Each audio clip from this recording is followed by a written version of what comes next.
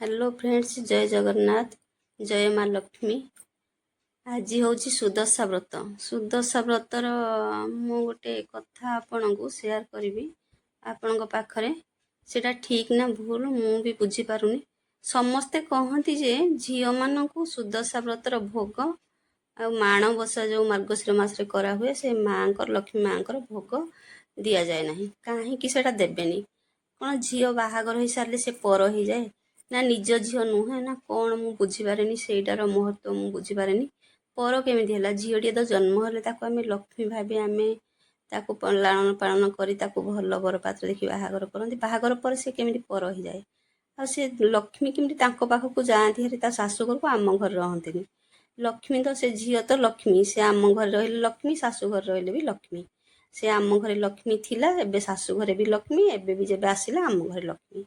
से कहीं झील को एत अवहेला जदि आम पुओ झील दी जन थे आम पूजाड़िए करवा से भोग जदि पुओ को से दबा झील को दबानी से झीर मन कौन लगे से झील केते दुख लगे केते पर लगे एटा केबे किए बुझी आम बही लेखाही से ताल ताल पड़ो आउ से कौ पूर्व जुगे बहु को निर्यातना करुले ये करते एबे तो शिक्षित झील बहु सब शिक्षित हेले कहीं भी सेटा भी आउ भावेनि जे लक्ष्मी पलैबे लक्ष्मी आसबेनि घर को पलैबे शाशु घर को एमती कौन लक्ष्मी पलि जाती। आ लक्ष्मी की तो तुम अशांति कल निज झील को तो अशांति कल ताहले लक्ष्मी पूजा कर लाभ कौन।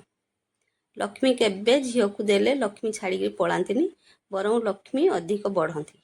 आउ झील खुशी हेले घर खुशी। झील बाहागर होला बोली सी पर नुहे सी आमर निज निज होगी थिला सबुदिने भी निज होगी रहिबो। आ तार देह पा भल मंद बापा माँ निज परिवार को झील जी लोभ जी से भल पाए पुओ अधिका ही सी करे बापा माँ प्रति आ भल पाइबा भी तार एमती अधिका थाए। यहाँ सत कथा आपण मैंने यहीटा मो मतरे यहीटा मते मु ठीक भावुनी।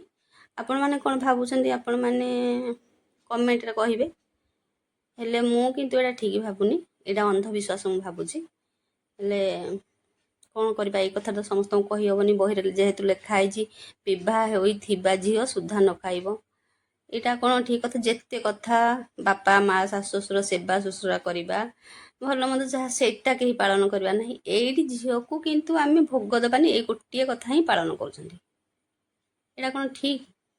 मो मतरे यहाँ बिल्कुल भी ठीक नुह। झील आमर लक्ष्मी हेकी थिला घरे आउ शाशु घर गला परे भी सी आम घर लक्ष्मी शाशु घर भी लक्ष्मी से आमर ताकू जदि आम शांति न करवा आउ पूजा करी भोग टिके देले लक्ष्मी पलैबे। देखंतु झील को भोग देकी लक्ष्मी जम्मा भी पलैबेनी देगी परीक्षा करंतु बरं लक्ष्मी बढ़िबे।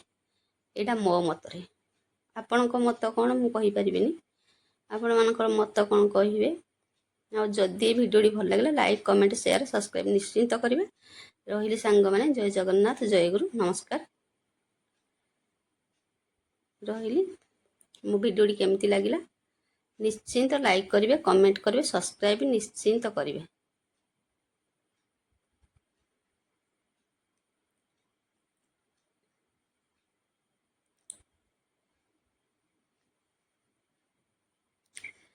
देखु पूजा भोग सब सजाड़ी सुजा देली कलश सजाड़ी एबे बाहर गोटे फूल काटुची सुंदर भाव गोटे फूल काटुची।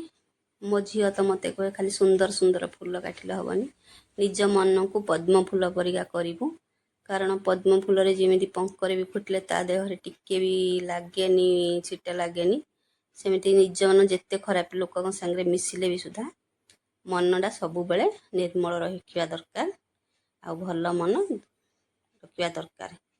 सेथिपाई मु तथापि भल फूल काटे भल पूजा पाठ जमी करवा से कर्म ही भगवान आमे यही कर्म करती सतरे भी फल पाती। पूजा जमीती करवा आम सेमती भी फल पाती कारण कौन जानी आम दुब बरकोली पत्र जहाँ भी आणु पाहांतार उठी सब काम धंदा सारी सफा सुतरा करी पूजा विधि जहाँ नीति नियम आम करूँ से कर्मर फलटा ही आमको मिले किंतु लक्ष्मीकर ये सब किसी दरकार न थाए आम निजपाई ही यहाँ ठीक कथा। सेथिपाई कर्म कर ठीक रे कर्म कर कर्म कले ही आपे फल निश्चिंत मिलिबो। ଯେତେ ପରିଶ୍ରମ କଲା ପରେ ନିଶ୍ଚିନ୍ତ ଫଳଟା ମିଳିବ।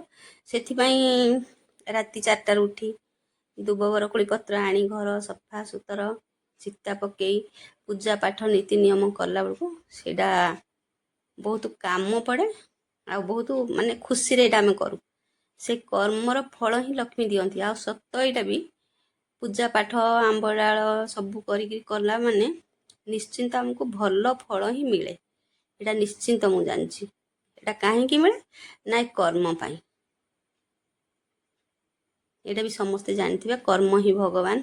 ଯେତେବେଳେ ଆଗରୁ ବି ଆମେ କଥା ହଉ କର୍ମ ହିଁ ଭଗବାନ ସମସ୍ତେ କହନ୍ତି, କିନ୍ତୁ ଏଇଟା ଆମେ ଖାଲି କହୁ କିନ୍ତୁ ଭାବି ନଥାଉ।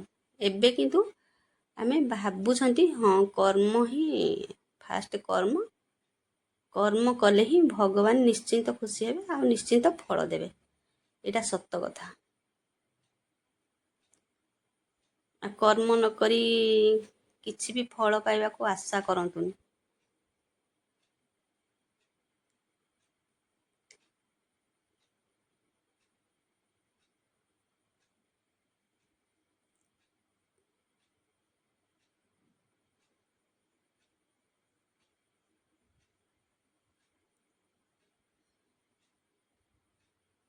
ପୂଜା ପାଠ ସରିଲା ପରେ ମୁଁ ଆଳତି ଦେଇ ଦେଉଛି। ଆଳତି ଦେଇ ସାରିଲା ପରେ ମୋର ପୂଜା ସରିଯିବ।